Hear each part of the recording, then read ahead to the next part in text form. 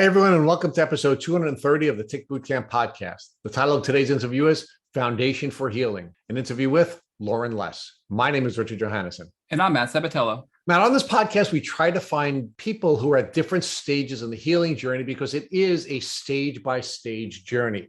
And we found someone who was on a long diagnostic journey, almost 15 years, who finally got a Lyme disease diagnosis last year. She is now in the process of building the foundation physically, emotionally, and socially to begin her healing journey. And Rich, Lauren was doing everything right. She has also been diagnosed with EDS, POTS, MCAS, and even chronic inflammatory response syndrome.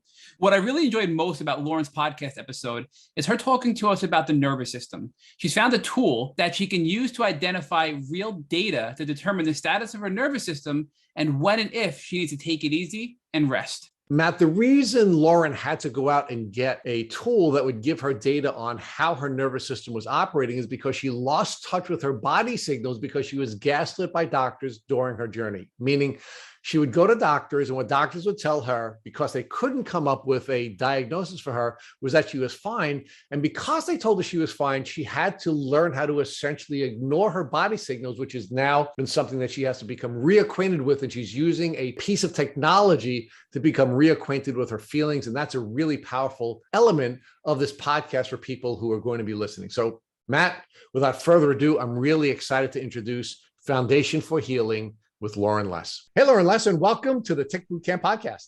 Hi, thanks for having me. We are really excited to have you, Lauren, and I can't thank you enough for being willing to share your story with the community and serve as a model for other people who are on the healing journey. It really is important for folks in the community to be vulnerable and to share their experiences. And again, I can't thank you enough for being kind enough to accept our invitation. So, Lauren, talk to us about your background. Where do you currently live? I live in Chicago. And how long have you lived in Chicago and in the Midwest? I've lived in Illinois my whole life, so 29 years. I went to school at University of Illinois, and then I came back to Chicago, so I've been here ever since. So a Midwestern gal through and through. Yep. So talk to us about what your childhood was like as a Midwestern gal. It was good. It was good. Not too much. My symptoms started when I was like 13. I didn't know at the time, but I had joint pain. I was always tired. My doctors checked my thyroid and they were like, "You're fine." So I just I've always say this to people, but like my whole life, I thought everyone felt this way until I think like I started noticing it was hard for me to keep up with people, or I went to college and I needed to sleep a lot more than other people. So before we get there, Lauren, talk to us about what your educational experience was like. Meaning, when you were a child going to school, what kinds of things were you learning? What kinds of things were you studying? And I guess more importantly, what kinds of dreams did you have? Meaning, where did you perceive yourself being in your adult life? Yeah. When I was younger, I really liked gymnastics. I played soccer. I ran track. When I was really young, I wanted to be a doctor, but I think I wasn't really sure, in middle school and high school, exactly what I wanted to do. And then I became kind of interested in psychology too. And kind of during college, I went back and forth, like, do I want to do something with psychology or do I want to go to PA school? And it kind of took me a while to figure that out. And then I ended up getting my master's in social work. So you always had this healing spirit, meaning you wanted to heal either the body or the mind, but you always wanted to help people heal. And that was sort of the spirit that you always had going all the way back to your childhood. Yes.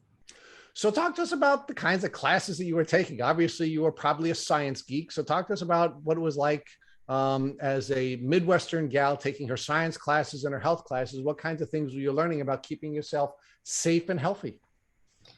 Yeah. In college, I took a lot of psychology classes, which I found really interesting.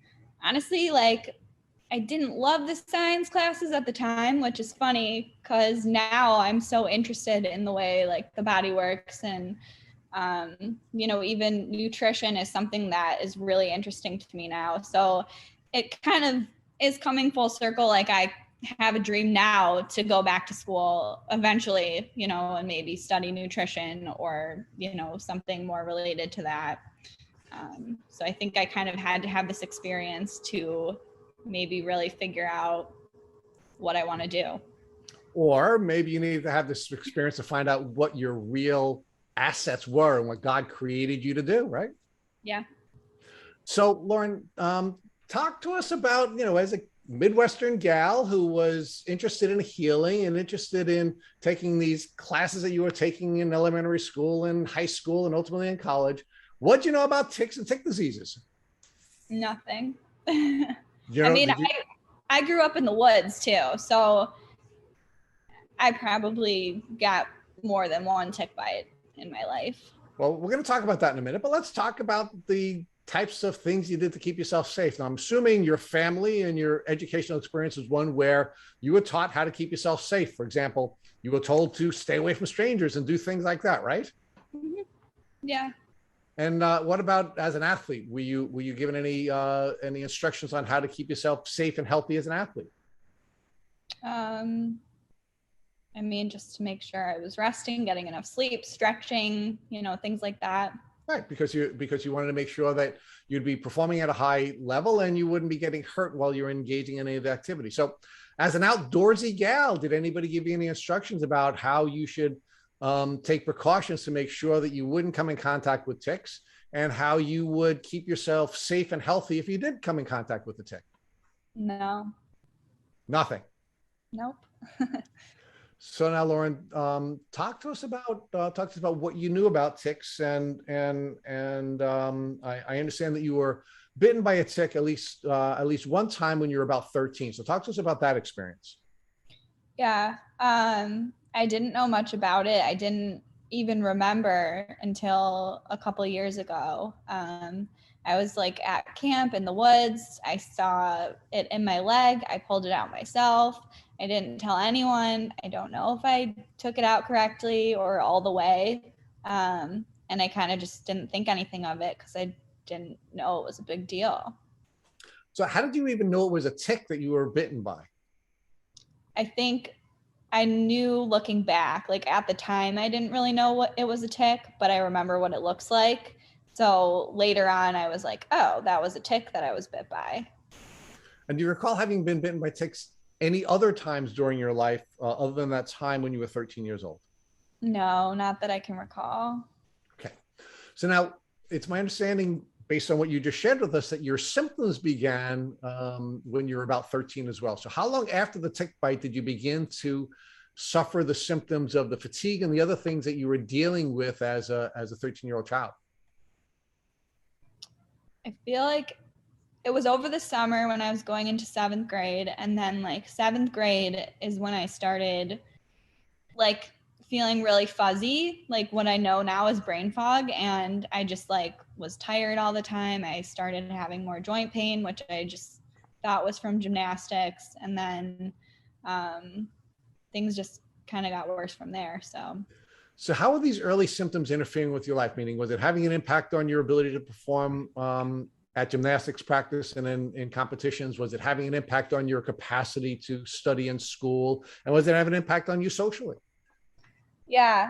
I remember coming home from middle school and like going right to sleep. Like I would just take a nap right after school. I was so tired all the time and I didn't understand why. Like I was missing sports. I wanted to go, but I just like was so tired I couldn't go. So I would like call in sick all the time to school and things like that. And it wasn't really sick. I was just like so exhausted and I could sleep the whole day. So that's kind of how that manifested. So how is your family reacting to the severe fatigue symptoms and your desire not to go to school? Is anybody suggesting that perhaps maybe you weren't sick and that you should be going to school? Talk to us about how your family was reacting to this fatigue and your desire not to go to school. Yeah, I think they just like thought I was tired or thought I might have stayed up too late or just thought I was like going through puberty. So it was kind of around that age too, where it was like, you know, maybe you're having growing pains, or maybe you're tired because you're going through puberty, and doctors did all the blood tests and they checked my thyroid and said everything was fine. So I was kind of just told, you know, you're fine. So when was the first time you went to a doctor after the tick bite and the onset of your severe fatigue? Yeah, I think it was around 7th grade. And do you know what type of doctor you went to visit with at that time? It was just my primary care doctor, but I remember something came up on my thyroid panel, and then they checked it again and it was all normal. So they just told me I was fine. So when the doctors told you that you didn't have any symptoms, and I hear you saying they were telling you you were fine, right? Now, did you believe that you were fine, or did you believe that you were really sick and that they just weren't finding what was wrong with you?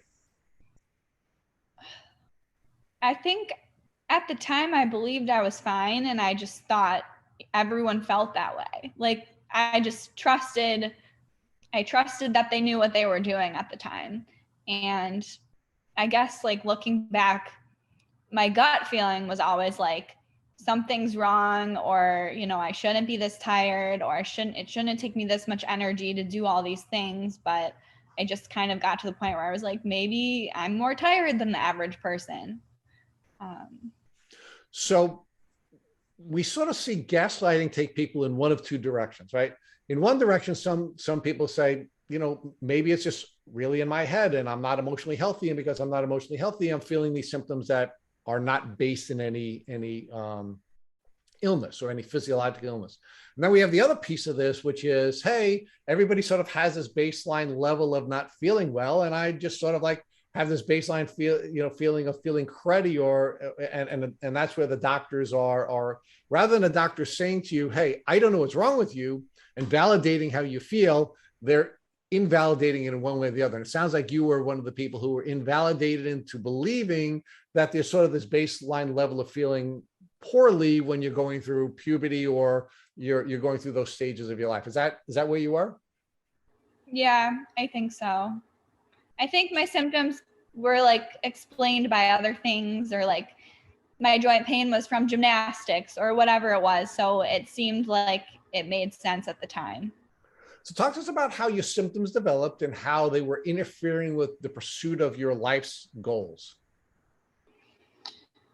Yeah. I mean, I always like, I'm very type A. I always like got good grades and like made it through. So I think that's what made it less recognizable too, because I wasn't letting it affect me as much. But I know. Let's talk about that. Let's pause there for a second. So you're saying that you were able to grit through all of the pain and all the fatigue and all the challenges that you had, and you were able to perform at a high level academically. But where else was it falling off, right? Because when we're gritting through and we're making it happen in some places, there are failures in others. Were you having challenges socially? Were you having challenges emotionally? Where were the cracks when you were overcoming this through grit? Yeah. I don't know. I mean, probably emotionally, I just ignored it.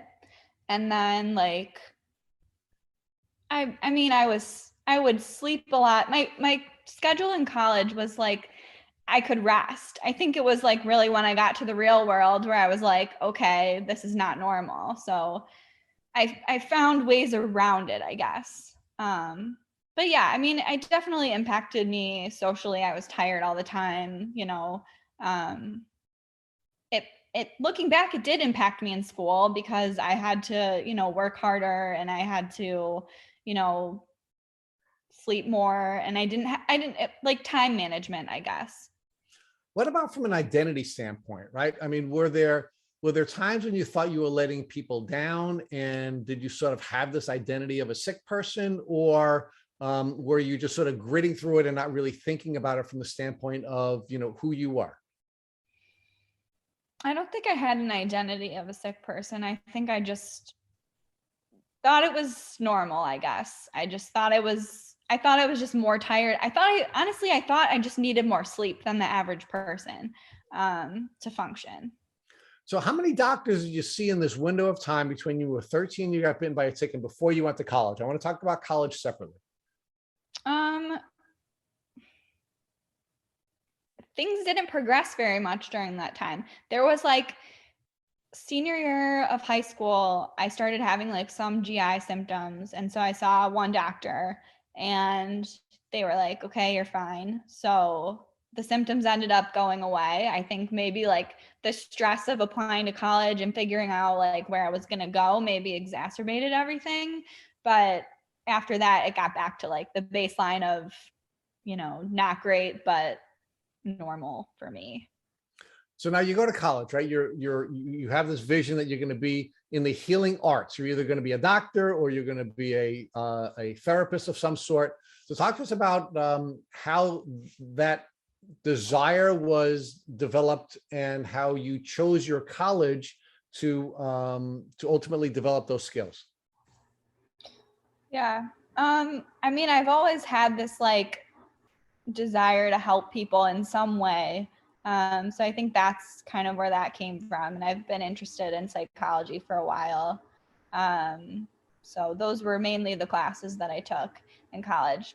I do think like now thinking about it, where you're saying like, where were the cracks? Like I couldn't balance a hard science classes and having a social life. And, maybe that's part of it. Maybe if I didn't have, all of this, I would have decided to continue on that path. But I don't think I was as passionate about it as I would be if I were to like, go back to school now. So now talk to us about what your experiences were like in college and how your health was being impacted by the college experience. I mean, I just like literally remember being exhausted all the time and like,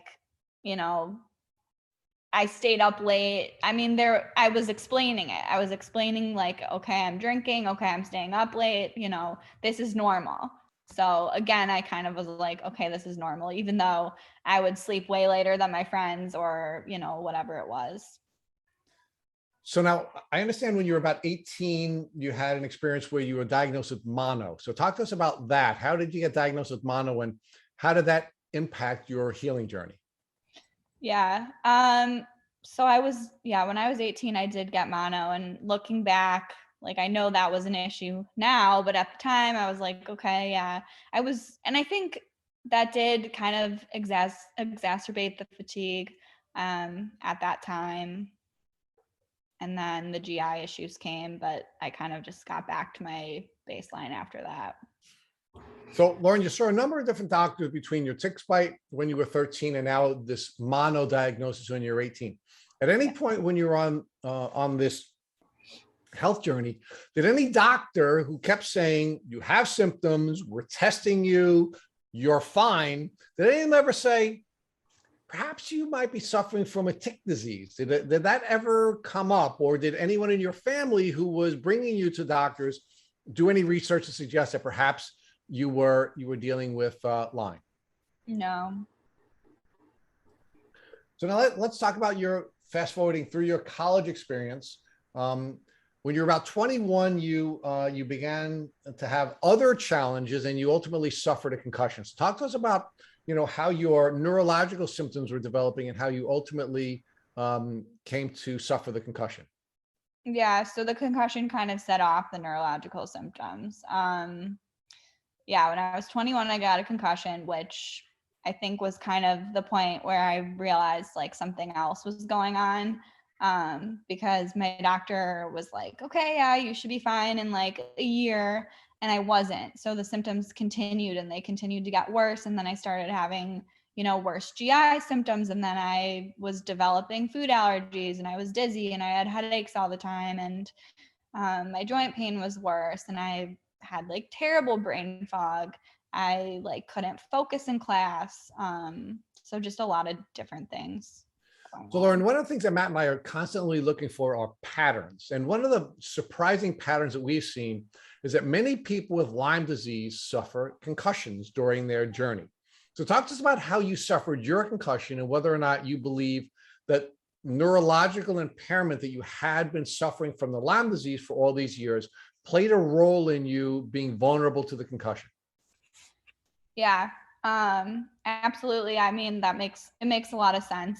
I definitely think it all plays into each other. I think that was just, one of the other things that continued to set off all my symptoms. So Lauren, you're now about 21 years old when you have the concussion and you're having all these neurological symptoms. Mm-hmm. Talk to us about what other things you had going on and how many other doctors you saw between that time at 21 and when you were finally diagnosed with Lyme disease at 28. A lot, a lot of doctors. My journey was kind of interesting. Like my worst symptoms were the GI symptoms. I started having trouble with like different foods. I was developing food sensitivities. Then I developed all these IgE allergies. I was bloated. My stomach hurt all the time. And that's really what I was pursuing because that was my most uncomfortable symptom that couldn't be explained, or so I thought couldn't be explained by anything else because, neurologists aren't really making the connection between the brain and the gut. So I know now that was kind of what was happening, but that was what I was pursuing. So then I ended up going to Mayo for that. And that's how I was led to my connective tissue disorder diagnosis. All right. So talk to us about the connective tissue disorder and what that disorder turned out to be. Yeah, so I have EDS, which is a connective tissue disorder, and it's abnormal structure of collagen, basically. So that there's a lot of ideas around it. I know that, people say that EDS can make you more susceptible to Lyme because your connective tissue is weaker. But then there's also this idea of people becoming hypermobile after Lyme because of the connective tissue. So yeah, I mean, I think there's just so much more research that needs to be done. For sure. So it's, again, another one of the patterns that Matt and I have identified is many of our guests have EDS, right? I didn't even know what EDS was until we started doing this podcast.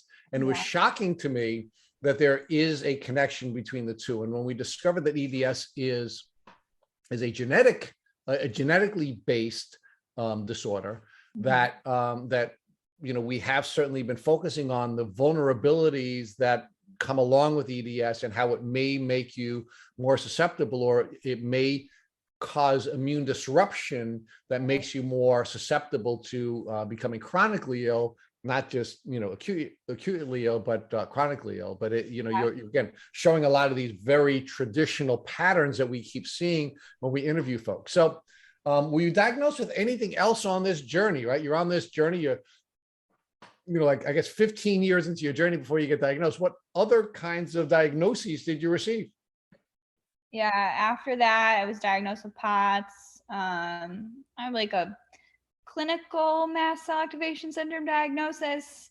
Like my histamine levels are high, but I haven't gotten the tryptase test done while in a flare like it's supposed to be. So, and then eventually was diagnosed with Lyme. So talk to us about all of these diagnoses and what impact they were having on you emotionally, right? You're diagnosed with MCAS, POTS, EDS. I mean, you sort of have this grab bag of all of these different diagnoses. What impact is this having on you emotionally? Yeah. At first it was really overwhelming, obviously, because I was like, okay, I have EDS, like they're going to figure this out. I'll get better. But then my physical therapist was like, I think you have POTS. And then she was telling me about MCAS and I was like, I don't have that.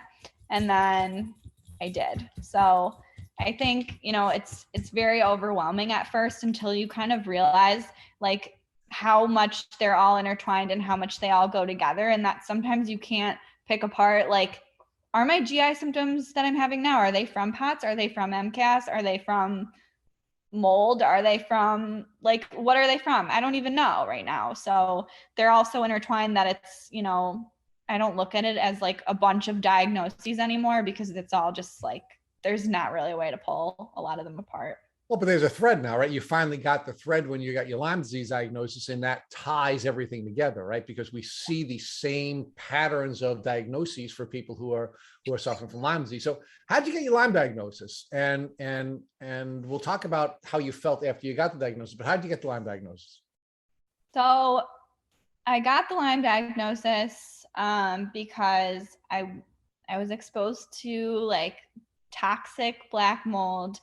And that's when all my allergy symptoms started. That's when, well, they got a lot worse and I was getting hives. I developed IgE allergies. I had like sinus issues, ear popping, like all these weird things that I never had before.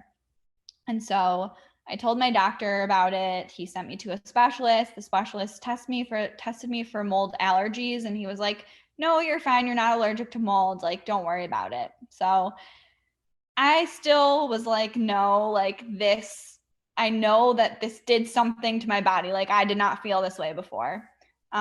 So I kind of like put it on the back burner for a little bit while I tried to figure out like the POTS symptoms, all of the other stuff.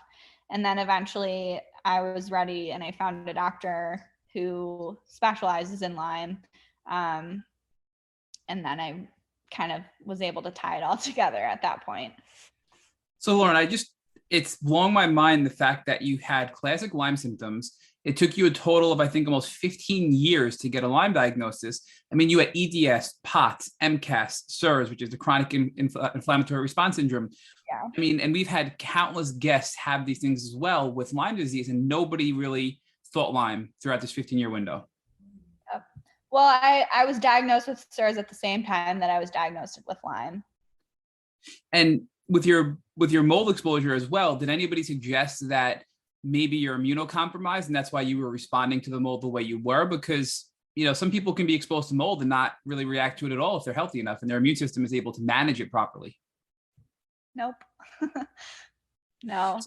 I mean, I think this just goes to show that there's so much more education that needs to be done in the medical community to make people aware of these conditions, I'll call them, that are related to a suppressed immune system and very often tied to a tick-borne illness like Lyme disease. But so again, so just to put a time frame here, you were 13 when you got sick in 7th grade, and you didn't get diagnosed until you were 28. So I think we kind of left off, you were in college, you were struggling with your health and developing all these different things. Give us an idea of your symptoms, you know, collectively, you know, from EDS to POTS to MCAS. How are your symptoms developing and how severe were they before you got your diagnosis? So starting from what point? Where we left off about the college time, you know, how are your symptoms getting worse around college? Yeah. So during college, when I got the concussion, that's when like all my GI symptoms got a lot worse over the next couple of years. And then I was developing like food sensitivities and then food allergies. And I've honestly always had joint pain. So I kind of ignore it at this point, but it did get worse. The fatigue, brain fog. I also like have had symptoms of POTS for most of my life, and I didn't realize that like nobody else feels dizzy when they stand up quickly or when they stand up at all. You know, I was doing a lot of yoga and I was like, my friends would be like, oh, this sculpt class was so hard. Like I blacked out, and I like literally would see black. And I was like, yeah, me too. Like, you know, so I think I just didn't know what these things were. Lauren, were you sharing in depth the symptoms that you're describing to us today with your family and your doctors? Not those, I don't think, because the way people would talk about them, I thought they were normal. Like a lot of my friends would always be like, I'm so tired. And I'd be like, me too, you know, or I'd be like, I'm so tired. And they would be like, me too. So I was like, okay, we're all just tired, you know, or we're all working full time now, or we're all in grad school now. We're all just tired. But I don't think I ever realized how different my symptoms were than other people's, if that makes sense. Absolutely. And so talk to us about the concussion, because Rich kind of touched on it with you a little bit, but we've seen so many Lyme patients that suffer concussions. And from my own symptomology, you know, throughout my own journey, I know oftentimes you can get off balance and certain neurological impairments. So do you believe that that is what led to your concussion? Is that neurological impairments from tick-borne illness, undiagnosed tick-borne illness, led to your concussion? I don't think so. I think the concussion was what led to the exacerbation of symptoms. So that's when your neurological symptoms started to really kick in, was after the concussion, it sounds like. Yeah. Now talk to us more about how you found your Lyme doctor, because you did mention that you finally found a Lyme specialist. That's how you got diagnosed, but what brought you to that Lyme specialist at that time? It was mostly the mold. Like I wanted to find somebody who understood this, and I was like, I just need somebody to test me and make sure that this isn't contributing to any of my health issues, because I had gone through, all the doctors with EDS, POTS, mast cell activation syndrome, and they kind of did what they could, but I was like, I think there's something more here, and I just want to rule it out. So I found this doctor from an EDS group in Chicago. So that's how I found him. And Lauren, in a lot of these groups, especially EDS groups and POTS groups, it sounds like you may have been actively participating in online groups. Did you ever come across Lyme disease as being a common thread in any of these groups? Sometimes. Did it ever trigger that, hey, did it ever raise a red flag in your mind, or were you just so focused on the mold exposure and all the, these other misdiagnoses that you were receiving that didn't really register with you that possibly that was the common thread among all your diagnoses? Yeah, I thought about it a little bit. I think it came up a couple times, and I also got tested for Lyme when I think it was like 2015. My allergist tested me, and it was like 2 bands were positive, and she's like, okay, yeah, like you don't have Lyme, don't worry about it. So at that point I was like, I was already tested, I don't have it. So I think just like the understanding around the testing too was a big part of it as well, because I thought it was already ruled out. And your allergist never told you that these tests aren't accurate, and some say they're as inaccurate as 60% accuracy. That was never shared with you. Yeah, exactly. So now, thankfully, I guess thankfully, but not so much. You were exposed to black mold. You were trying to dig deeper to see if that was connected to your health decline, which it probably was looking back, and you find this Lyme specialist. So walk us through what that was like, seeing this Lyme specialist talking about mold, and then how the specialist brought up Lyme as a potential root cause as well. Yeah. So, he did like a ton of different labs, and that's how we figured out that there's like mold in my body. And then he did the Lyme testing, and that's how I tested positive for Lyme. Yeah. Lauren, did he test you for any co-infections at the time? Do you remember? Yeah, he did. Were any of them positive, or just Lyme disease? Yeah, I have a couple co-infections. I haven't necessarily started treating like the Lyme yet. So I'm trying to not go too far into that yet. So, but I know people will say like, okay, that symptom you have is like Bartonella, or this symptom is that. And I'm like, okay, yeah, but I don't know. I kind of like compartmentalize it. You have to treat this first, and then this, and then this, and then that. And like, then I'll get there. So one step at a time to not overwhelm yourself, basically, right? Yes.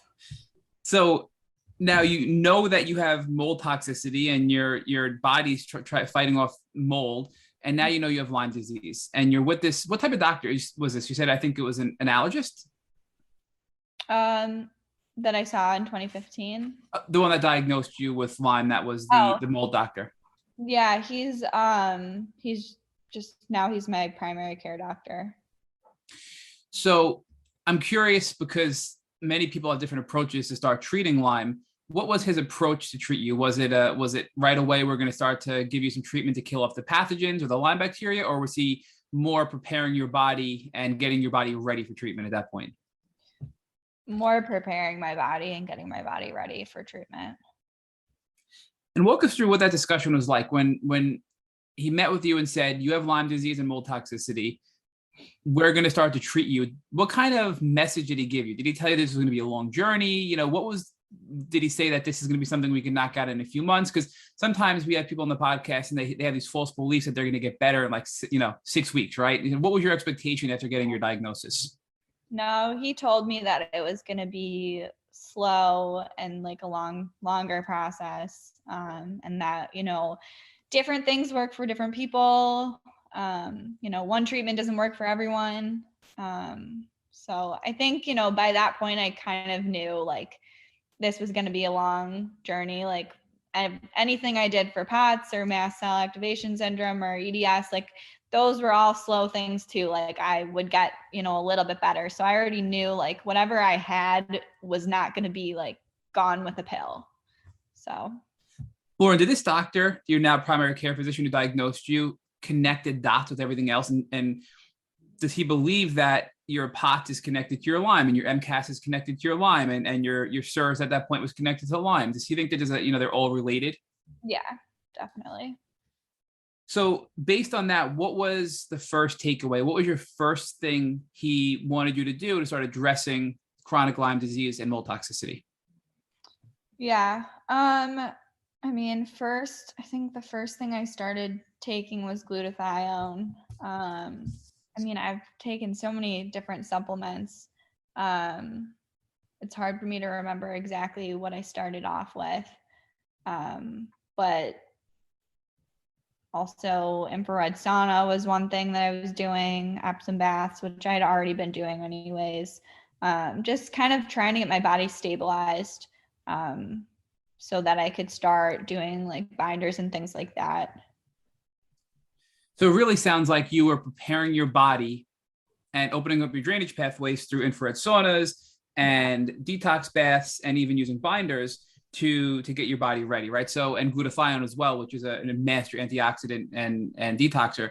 So when you started taking these supplements, did you feel anything? How did you react to these? Or was it really just you took them and you didn't feel any different at all? I think I took them and I didn't feel different for the most part. So at that point, you're going through all these steps to get your body ready. And, how long did you do this for, right? Was this a couple of weeks, a couple of months? Give us an idea time-wise, how long this process was. Probably several months. And do you remember the other supplements? Because you made a statement that you took so many supplements, it's hard to remember what you took first. What other supplements were you taking at this time? I was taking like ginger. I'm still taking a lot of these, dehist. I was taking vitamin D, a probiotic. I was taking oregano oil for a while. What else? L-theanine, magnesium, and then like Zyrtec and nasocrom and things like that. Yeah. So it sounds like you were using a ton of supplements to address everything, right? I mean, you were taking, things for histamines and allergies like the Zyrtec and the dehist. You were taking vitamin D just as a general supplement. You were addressing your gut health with probiotics, right? I mean, you were taking magnesium. So it sounds like you were really working on strengthening your body at this point. And over this 2-month window, there was really no change in your health. You didn't get worse. You didn't get better. You sort of just stabilized on these supplements, right? Mm-hmm. Yeah. So at what point did you pivot from using these supplements to introducing something else into your regimen? Probably a few months after that, he added binders. And I was taking those for a while, and I think I felt worse. So right now I'm not taking them. We kind of eased off on that. It seems like people with EDS are like super, super, super sensitive to everything. So I'm like kind of backed up to the point where now I'm trying to like stabilize again before I do that again. So it just like has to be so slow, which is frustrating. So I think slow and steady is the key, because we've learned from past guests, like we interviewed Nick Terensky, who shared with us that his first doctor worked with him to treat him too aggressively. And that actually is what caused his massive seizure disorder and put him in a wheelchair and essentially made him, bedbound. So I think you're making the right decision to go slow and steady, to work with your body and recognize your body signals, right? So you're saying, I felt a lot worse, so we had to pull back. But Rich and I certainly believe that this is the right approach, because we've unfortunately seen too many people go too hard, too fast, and go backwards, unfortunately. So, but talk to us about, do you remember what specific binders you were taking when you after the few months and you added binders into your protocol? Yeah, I took GI detox for a little bit. I took cholestyramine. I didn't build up all the way to the dose that I was supposed to before I stopped that. So the cholestyramine has been an interesting topic lately. You're actually the third person this week who's brought that up with us. And although it can be a very powerful binder to remove biotoxins, I think that there are a lot of resources and studies that show that too much too soon can actually make you feel sick and actually create this cycle that gets perpetuated where you're removing toxins, but then more toxins are just being generated. And it's sort of like creating a cycle, making your body more and more sick. In fact, we have a former podcast guest, Christina Kovacs, who did an entire blog on this, how if you don't use cholestyramine properly, that it actually can get you to this vicious cycle of just kind of like flushing constant toxins throughout your system. So is that something that you talked about with your doctor and how to properly use it? Yeah, I mean, I started really low. So about how long were you in the binders for before you realized you had to pull back because you were reacting too aggressively? I don't know, probably a couple months. And what were your symptoms, Lawrence? Like, how were you reacting where you said you had these negative reactions? What were the symptoms that you were sort of listening to your body about and to make the decision of, all right, we're going to pull back and stop this until I can get a little bit better? Yeah, I think just like most of my symptoms were exacerbated. My like GI symptoms, headaches, fatigue, just like kind of everything was worse. And also like I think like my living places, the places I've lived in probably played into a lot of these things too. So what do you mean by that? Your living places played it? Did you mean that you're living in moldy environments? Do you mean that you're living in, stressful environments? Give us a little more information about that. Yeah, I think like water damaged places. Yeah. And we know, I mean, one of Dr. Rolls taught us about 2 years ago when we first created Tick Boot Camp that one of the things that will sort of lead to chronic Lyme disease and prevent you from getting better is constant exposure to black mold, which we know you had, right? Black mold and mold in general is an immune suppressor that will literally prevent you from getting better. So I think that's something that you've been exposed to, and it sounds like through the use of binders and testing and remediation, you're taking steps to I guess rectify that moving forward. Yeah.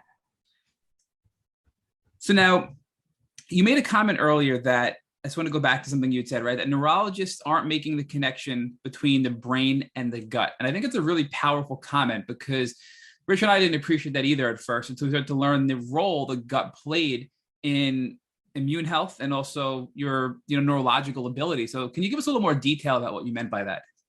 Yeah, I think it's exactly that, is like the brain and the gut are so intertwined that like I think my concussion really caused a lot of my gut issues. And like I think where I need to really start is the gut, because the gut's affecting my immune system and everything else, and like my neurotransmitter levels, just everything. So what are you doing to help restore your gut health? We know there's a ton of supplements, a ton of herbs, a ton of pharmaceuticals that can help your gut health, and a ton of diets as well. So give us some specific details about what you're doing to improve your gut health. Yeah. I mean, I'm taking out glutamine. I'm taking like ginger. Obviously, I have some kind of issue with motility. And I have several allergies. So like I don't eat gluten, I don't eat dairy, I don't eat eggs. And then I have a couple other allergies, which if I didn't have them, I probably would be eating them. But I'm also eating like lower histamine because I react so terribly to histamines, like vinegar and things like that. So that's kind of what I've been doing. I also have candida, so I'm kind of still figuring out exactly what to eat. I'm trying to lower my sugar intake and lower, a bunch of other things too, but it's pretty hard. And we know candida can be a major problem with your gut health. And that causes nutrient absorption problems. It causes detox problems. So that's something that I think that you're working on as well. And hopefully you can get to start using some binders to help remove some of that candida in the near future. But so just again, time perspective here, You were diagnosed about a year ago, and over the last year, you're kind of outlining everything that you did. You started with this first couple of month window of just really heavy supplements. It sounds like it's some herbs, introducing binders is a little bit too much. You're pulling back on that, and you're still just strengthening your body to get yourself into the actual kill phase of treating Lyme disease. Is that sort of where you are right now, Lauren? Yeah. So before Rich picks back up, I do want to talk to you about some things that, have been really personal to me in my journey that I think you can shed some light into. So for our listeners, you have a bachelor's in psychology, right? You have a master's in social work, and you're a licensed social worker. So there's definitely an emotional component to chronic illness, Lyme disease, tick-borne illness, and everything we've discussed here today. So talk to us about how your education and your fundamental understanding of psychology has helped you throughout your Lyme journey. Yeah. I think obviously stress reduction is really big. Like, it plays into all the symptoms. Like, the more I learn, like, and these aren't things we learn in school either, like about the nervous system. Like, we learn about the parasympathetic and sympathetic, but, in relation to POTS and, learning about like limbic system rewiring and things like that, that's really interesting. Those were things I never learned about, but I'm definitely interested in them now because of what I've gone through. So I think it's just, I'm always like talking about how like I do therapy, but like there are so many other things that go into it that I wish like we could learn more about nutrition, or we could learn more about, all these other things as well, because they're all so connected. So I have so many follow-up questions on that, right? So the first comment I want to make is I think you hit on something really important. Is stress reduction is really big, you said, right? And one of the things that sticks with me is Crystal Hefner talked to us about she had to simplify her life, and she did that early on. And that really set the stage for her to be able to heal. And I think that's kind of what you're saying is you have to simplify your life to reduce stress, to put your body in a position where it can begin to heal. And I think that's really the first step you outlined for us, right? Yeah. So then I'm going to bounce around to a couple of comments you made. So then you also said that there's so much, you're in therapy, but it's so much more than therapy from a psychological standpoint, from an emotional standpoint, to be able to have a proper mindset, to be able to do the right things to heal. And you mentioned nutrition. So how is nutrition connected to your emotional health and your psychological health? Yeah, like what you eat is so important. And that's something I'm kind of diving deeper into and learning more about, just like because I'm interested in it, reading books about it, how different foods can affect, neurotransmitters or your mood or, your memory or your cognition or like all these different things. So, I think it's important, and I think a lot of people don't pay attention to it at all. Lauren, from your own personal experience, what are foods to avoid when we're dealing with inflammation, which most of us are, and foods to avoid when we're battling things like anxiety and depression and emotional problems related to Lyme disease? Yeah, I don't like to like label foods as bad or like say don't eat that, because I think it's so different for everyone. And like people I've come across during this journey are like struggling with, food allergies that make it so hard for them to cut out like something like gluten or dairy, or like if they have severe nut allergies and other allergies, it's really hard for them. So I don't know. I don't like to name certain foods. No, and look, Lauren, I totally get it, but I'll share with you that I have to avoid dairy because dairy will trigger inflammation, and it gives me a flare of my symptoms. And that's me, for Matt, right? You may not have that problem, and others don't. So what for you personally, Lauren, has been important for you? So I have IgE allergies to wheat, dairy, egg. So I've had to cut those out regardless, and sesame and maple and oats and buckwheat. But I know that high foods that are high in histamine definitely trigger me. It's kind of, I'm at the point where like a lot of things are triggering me. Like it's hard for me to eat too much of anything. Like I can't eat a lot of like chickpeas or beans. And then like, I think nightshades might be kind of an issue too. And sugar definitely causes an issue. So I'm kind of at this point where I'm like, okay, I'm trying to eat like a little bit of everything, but also increasing my protein has been really helpful the last couple of months. So I'm trying to focus on that.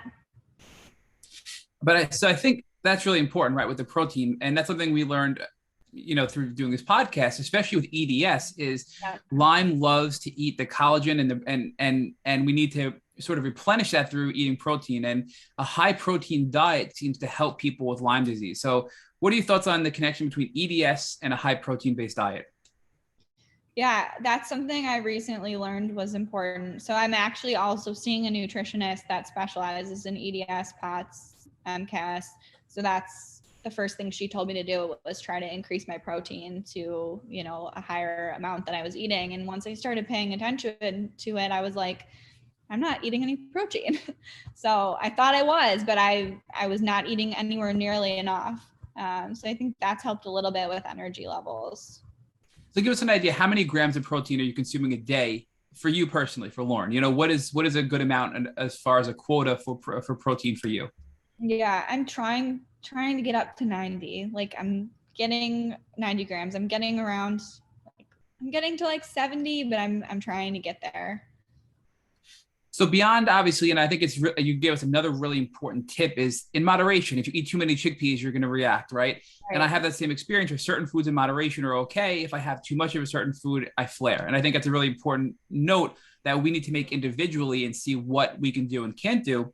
But, you have a lot of food allergies. So people who are in a similar situation or have food allergies, walk us through what you eat in a day that is a healthy diet for you that prevents you from flaring. So for example, today, what did you eat today that's a good, diet for Lyme disease?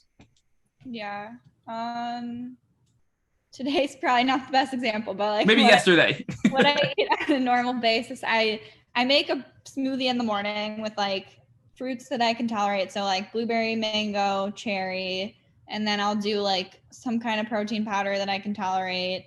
And then I do like chia seeds and hemp seeds in there with like some almond milk, and then some almond butter or some sunflower butter if I want to. So I try to get like a good like 30 grams of protein in my first smoothie, so I like don't have to worry that much about it for the rest of the day. And then lunch will kind of vary. Like I'll have like soup or salad or something. I try to just add a lot of veggies. For a while I was like very, very plant-based, like not eating a lot of meat at all. And I know like the opinions on this are really split too. So I wasn't feeling well doing that, and I started adding like some more chicken and turkey in, and I just kind of try to be very balanced with my diet now. And I think, again, that's very personalized, but from my experience, chicken is a very good meat that is something that many Lyme patients can handle. I mean, that's the primary meat that I have to get protein, is I eat chicken on a daily basis. And for me, it works very well. And it sounds like for you too. Mm-hmm. So I also want to bounce back to the nervous system, right? Because we're just fascinated by the nervous system, the parasympathetic nervous system, the sympathetic nervous system, and what foods and what what things can trigger that. So you did mention that that's something that's not talked about enough. So what have you learned about the nervous system? And, what tools do you implement in your own life to help you balance your nervous system so you're not stuck in a constant state of fight or flight from your nervous system? Yeah. And that's, a big piece of this too, is like something I didn't realize is like, I've probably been stuck in this fight or flight for like years, for the most part. Like my body's in it more than it should be. Right. So, that was like kind of a light bulb moment too. But I track my HRV. I don't know if you've talked about this before, but that's kind of a tool I use. No, I'm sorry, Lauren. Can you, what is HRV? Because we haven't heard of that before. It's heart rate variability. So it's kind of a way to look to see, where your nervous system and recovery is at. So that's something that I track every night. So it's basically it's a nervous system indicator as to how well you're doing with your nervous system health. Is that am I understanding that correctly? Yeah. So, and then there's a scale to know what's a good number. And I'm guessing we can probably Google this too and find it, right? For people that are listening and see what an appropriate heart rate variability number is. Yeah. So it's kind of, there's not like a certain exact number, but if you Google it, it will show you like the middle 50% of your HRV values, like by age.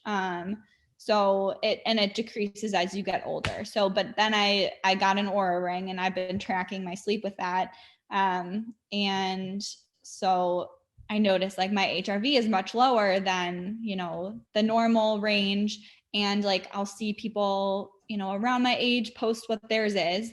And I'm like, wow, theirs is so high. Like, so I know that that's like something numerical that I can work on. So that's been kind of cool for me, is like, you know, symptoms, you can say like, you know, how is your joint pain today on a scale of 1 to 10, but like, this is like an actual, you know, measure.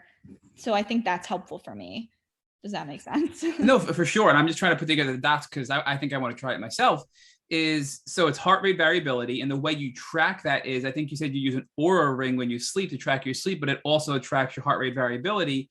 And that number is an indicator of your nervous system health, basically. And the lower the number, the lower the number, the worse off you are. Is that the takeaway I'm getting? That's the idea. It's like when you have higher HRV, it's meaning that your body is responsive to like the parasympathetic and sympathetic, and that it's more balanced. Okay, so the higher the HRV, the more balanced your nervous system is, and the more healthy your nervous system is. So, what is an Oura ring? And I apologize for asking you all these questions, but it's really interesting to learn about how people can track their nervous system. Is it just literally a ring that's like an electronic device? It's a ring. I mean, it's similar to an Apple Watch, but it's just like a ring on your finger. And it tracks like your sleep. It shows, you know, how much sleep you got. It tracks your body temperature. It tracks your heart rate. And it'll kind of tell you like, you got like a readiness score for the day. It'll say something like, take it easy today. Like your readiness score is not very high. Or, you know, if I woke up a lot in the middle of the night, it'll say like, go easy or something like that. The main reason I got it was to check my HRV and kind of have like a tangible number to measure to, you know, be able to work on this nervous system balancing. And what is it? Is it wireless and it connects like an app on your phone where you can track all this data? Yeah. So this is really fascinating because, you know, we just love being able to, you know, I don't like the word intuition, but it really, you know, it is intuition, where listening to your body. Rich calls it body signals. You know, we've had other people call it body confidence. So listening to your body and learning from it and giving your body what it needs based on your own intuition. But this ring, it sounds like, can help you fine tune that and hone it even more to give you tangible data and numbers based on real physical things going on. How well did you sleep? What's your heart rate variability, to sort of confirm your suspicions based on your own body signals and help you then determine what you should or shouldn't be doing that day. So a fun question here is, do you think that your reaction when you wake up, if you know, I had a really bad night's sleep, is it pretty consistent with the app and the ring, you know, or have there been times where you've been shocked, like, I thought I had a great night's sleep, but it's telling me to take it easy today, or vice versa? Yeah, I mean, I think it's pretty consistent for the most part. And I think my HRV has a lot to do with like how I felt the day before, like if I was stressed, if I was relaxed, what I did, if I overexerted myself. And you brought up something interesting with like the listening to your body, because I don't feel like I'm that great at that, honestly. Like I've gotten better over time, but I don't know if like I ignored my symptoms for so long that I like am kind of disconnected from my body now. But so that's been like kind of an interesting piece of this too, is like trying to listen to my body, especially with food. It's taking me years to figure out like exactly which foods are good for my body, because I'm constantly am bloated and have GI symptoms. You know, they've gotten better over time as I've taken out gluten, dairy, egg, you know, all of these things, but I'm still trying to figure out like how to feel good in that area. And so much of that, Lauren, though, is trial and error. And as you heal your gut and as you heal from Lyme, you're going to be able to introduce more foods that you couldn't before. And your body is going to give you those signals, right? Okay, now I can tolerate, you know, maybe a little bit of gluten. Now I can tolerate, you know, a little bit of dairy or whatever it may be. And I think as time goes on, you're going to be able to get better and better at that. But it's really interesting that you found an actual aid or a tool to help you confirm the way you think you're feeling with this Oura ring. So That was a really, I think, powerful piece of what you're sharing with us today. And, the other thing I want to talk to you about is your limbic system rewiring, right? We've heard a lot about DNRS. We've heard a lot about gupta. We've heard a lot about vital side for this brain rewiring. What have you learned and what have you done in your own experience regarding limbic system retraining? Yeah, I mean, I bought the gupta program and I'm like slowly working my way through it. I think it's hard for me, I think, because it's not, they tell you to get up and practice it every morning and I don't want to, but the idea behind it makes sense. And I try to, think about it during my day and implement it. And I think I relate to parts of it, but I don't relate to other parts of it. So it's hard for me to be like, yeah, this is the thing. So I'm kind of like, maybe this is, one thing and I'll kind of take what I need from this versus, being like a huge part of it. Can you give us, Lauren, a little bit more detail about the idea behind this whole limbic system rewiring? What is the core idea at a high level of what it's supposed to do to help people with chronic Lyme disease? Yeah, I think just like my body's in this state of fight or flight, and like my nervous system is essentially overreactive. Like it's reacting to everything and it's more sensitive to everything.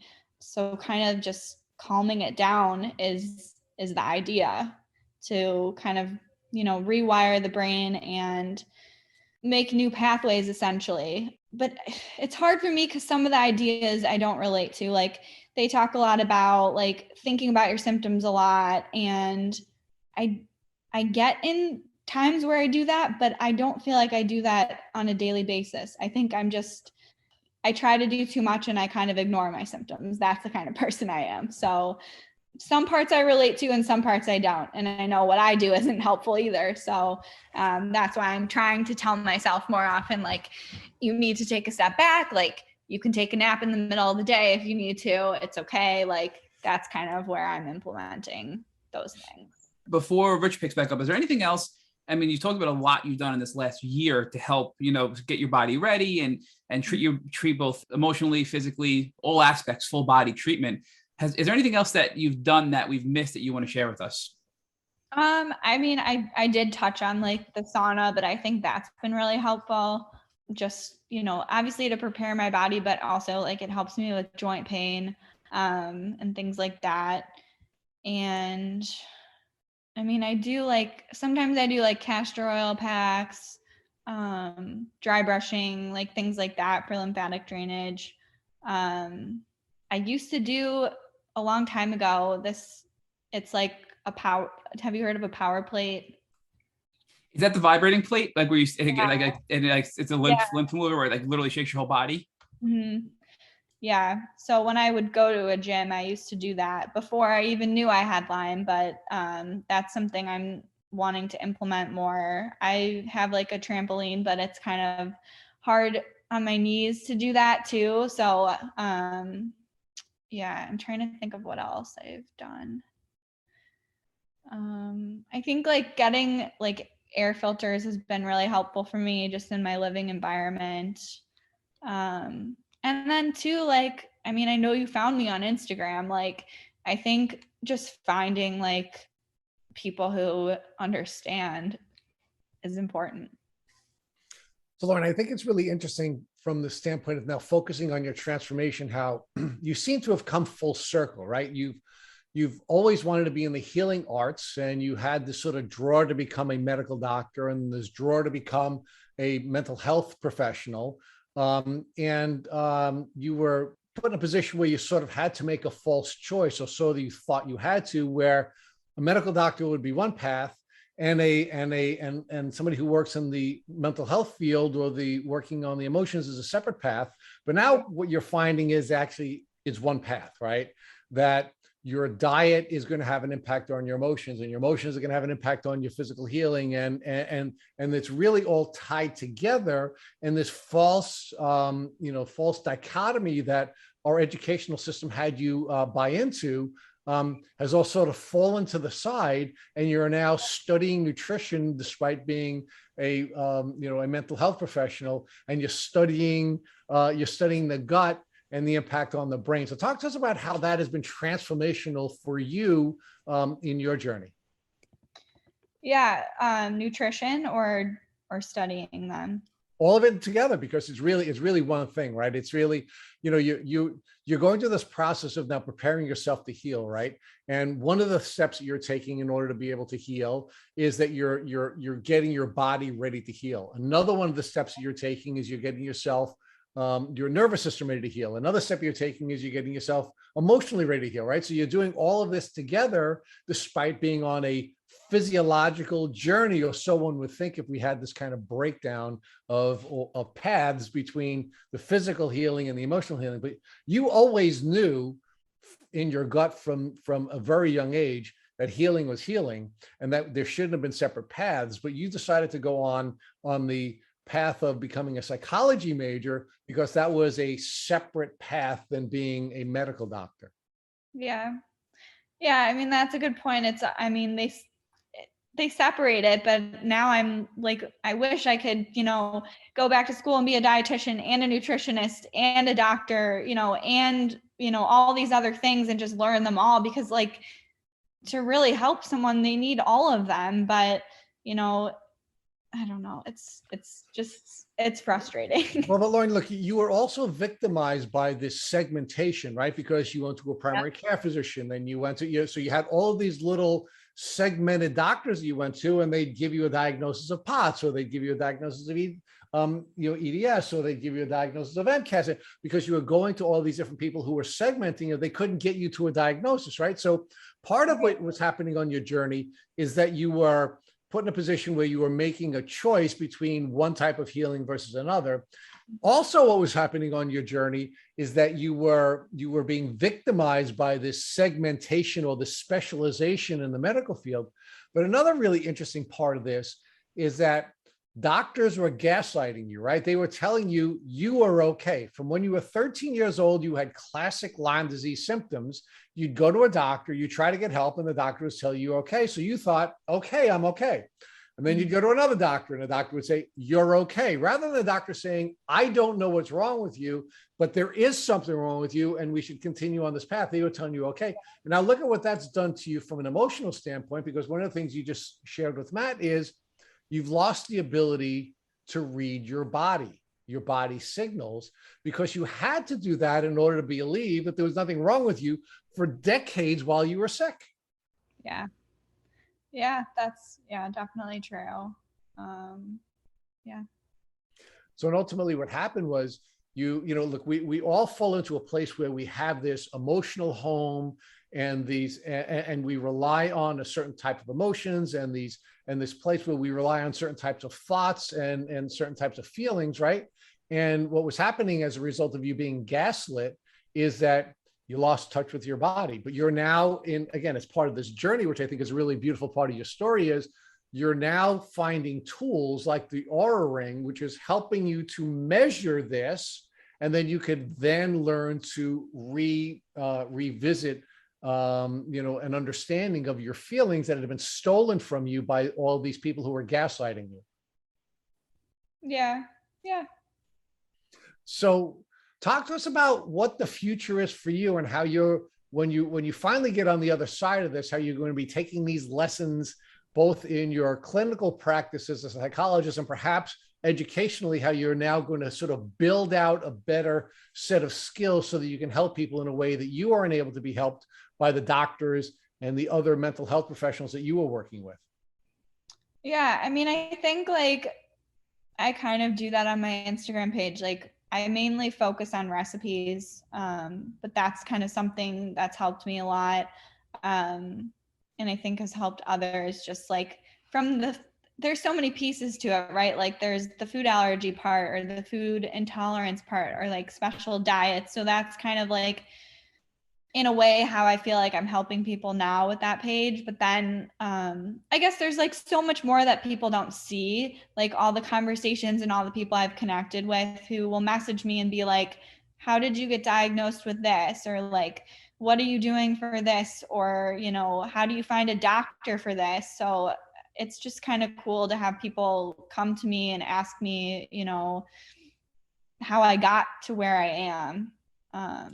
And we think it's really cool too, which is why we asked you to join the podcast. It's really cool that you are helping so many people, and so many people are reaching out to you. And that's the way we're all going to get through this difficult experience together, right? You're going to help the people who are further along in the journey, or people who are not as far along in the journey as you are. And then of course because you're contributing so much to the well, you now have the right to reach out to other people who are further along in the journey, and they're going to help you on the journey. And together we're all going to get through this, and that's how the healing journey ultimately will develop.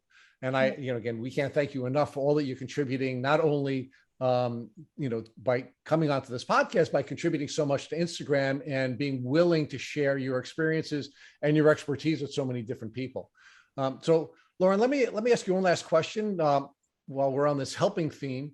If God forbid somebody that you love came walking into the room right after you were done with this podcast, and they had a tick biting them on their arm, what would you recommend that they do so they wouldn't have to go on a difficult chronic Lyme disease journey?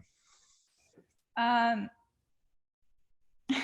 first thing I would do is call my doctor, because I trust him so much, and just have, them do whatever he says. I know people send out the ticks to get them tested and see, if they could possibly be infected by them.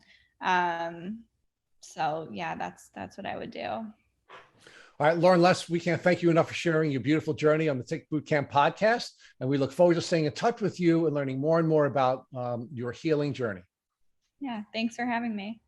Thank you for listening to the Tick Bootcamp interview with our guest, Lauren Les. To our listeners, we have a call to action. First, if you'd like to learn more about Lauren Les, please visit our Instagram page at Les with Laur, L-A-U-R. Second, if you enjoyed this episode of the Tick Bootcamp podcast, please share it with your friends by using the social media buttons you see at the bottom of our post. Third, Tick Bootcamp has created a Tick Bite Blueprint that has been inspired by the information that has been provided to us by past podcast guests. We urge you to visit our website at tickbootcamp.com to view the blueprint. Please note we'd appreciate any input or any improvements you would like to offer to us. Fourth, don't forget to subscribe to this podcast on Apple Podcasts, Google Podcasts, or Spotify to get your automatic episode updates of our Tick Bootcamp podcast. And finally, we thank you, our community, for your comments on our past podcast episodes. Please take a minute to leave us an honest review on Apple Podcasts, on Instagram, or on our website. We make it a point to read every single one of the reviews we get. Thank you, as always, for listening.